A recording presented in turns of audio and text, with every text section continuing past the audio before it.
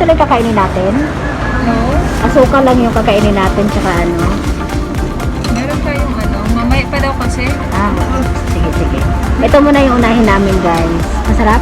Tamis-tamis na may asukal pa siya. Para saan yung asukal? Ah, para siguro dito Para sa suman yung asukal, day. Huwag kang ano, walang asinan mo yung ano, hachoko.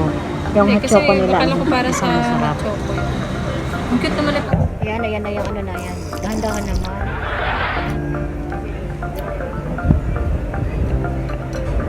Ano? Wait lang. Tikman mo muna. The taste it. Tsaka ako kakain pag ano. Isausaw mo kaya sa suka. Ay, sa suka. Sa asukal. Tamis na siya eh. Matamis na siya.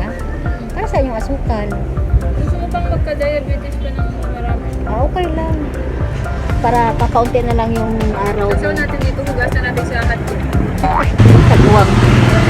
Hintay na lang natin yung ano natin pang lunch. Nag-try lang kami guys ng hot choco at saka yung suman. Kasi yung ano nila no, para ang tawag nito, hindi na. Yan ang pinaka better sa mga doral. Kung ano yung idea nila, yung lagayan, taparan. So, pag meron kayong mga tantaran, kung may mga tantaran kayo sa bahay nyo, yan, patungan nyo na lang yan ng mga pinggan. Oh, meron ka ng parang social na ano, di ba?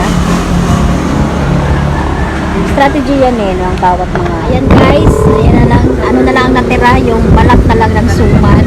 At yung asukal lang natili pa rin siya. Asukal pa rin. Social ng mga big bite, dito lang sila kakain guys. Dumating na po yung order namin na bulalo. So, ang hindi pa lang po dumating is yung tawilis. Pero ano ba yung ano? May tawilis ba? Wali? Eh, wali? Anong replacement natin sa tawilis? Tilapia yung replacement namin sa tawilis. Pero anyway, masarap din yun.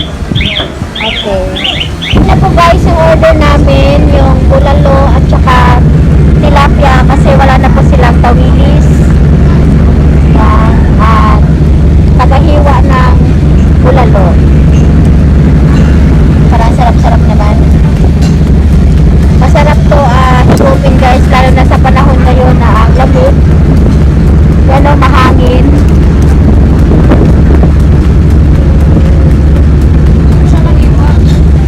Ha? Yan, sige. Anong lasa? Baka lasang isda. Charot. Ganyan na ngayon pag tumikim guys. Sandok na ang gagamitin. Ano, konti na lang yung natira. Ayan yung bulalo guys, oh. Masarap to talaga pag sa malamig na lugar. Katulad po dito.